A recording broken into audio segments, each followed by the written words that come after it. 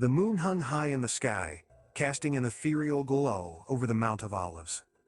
Jesus, accompanied by his disciples, had just completed his final meal, known as the Last Supper. In the Garden of Gethsemane, Jesus wrestled with the weight of his impending arrest, crucifixion, and death. His disciples, weary from sorrow, struggled to stay awake as Jesus poured his heart out to God in fervent prayer. The scene was one of profound anguish and anticipation. As Jesus prayed, a group of armed men, led by Judas Iscariot, approached the garden. With a kiss as a sign of betrayal, Judas identified Jesus to the authorities. Chaos erupted as Jesus' disciples, fueled by a mix of fear and loyalty, attempted to defend their beloved teacher. Peter, in his ardor, unsheathed his sword and struck a servant of the high priest, severing his ear. However, Jesus, in an act of mercy and submission, touched a wounded servant, healing him instantly. "Put your sword back in its place," Jesus instructed Peter, "for all who draw the sword will die by the sword." The religious authorities, driven by their desire to maintain power and influence, were determined to silence Jesus. They subjected him to a series of hasty trials, where false witnesses distorted his teachings and actions. Despite the magnitude of the accusations, Jesus remained mostly silent, refusing to engage in their deceitful games. "Are you the Messiah, the Son of God?" the high priest demanded.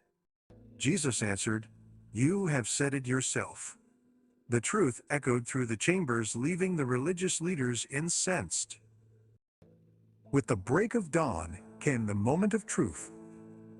The fate of Jesus lay in the hands of Pontius Pilate, the Roman governor.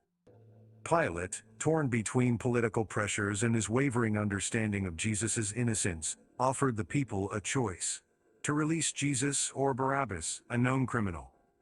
The crowd, manipulated by the chief priests and elders, screamed for Barabbas to be freed and Jesus to be crucified.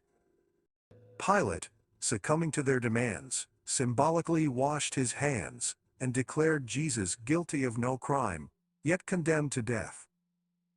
The weight of the cross bore down on Jesus as he staggered through the streets of Jerusalem towards Golgotha, the place of the skull.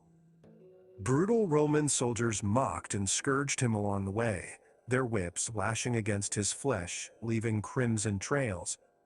The agony etched on Jesus' face was mirrored by the anguish of those who followed, witnessing this divine sacrifice. A stranger named Simon of Cyrene was compelled by the soldiers to carry Jesus' cross, providing a temporary respite from the burden that Jesus would ultimately bear alone. Arriving at Golgotha, Jesus' body was nailed to the cross, as a crown of thorns pierced his brow. The weight of humanity's sins pressed down upon him, as he hung between heaven and earth, his life essence slowly draining away. Even in this excruciating moment, Jesus displayed compassion and forgiveness. Looking down at his accusers and executioners, he uttered the timeless words, "Father, forgive them, for they know not what they do." His love remained steadfast amidst unparalleled suffering. Darkness enveloped the land as Jesus breathed his last words. "It is finished."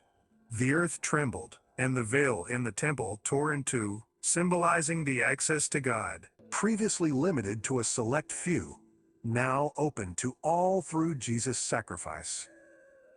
A centurion, witnessing the extraordinary events, exclaimed, "Truly this was the Son of God." The impact of Jesus' crucifixion and death reverberated throughout history, offering humanity salvation and eternal hope.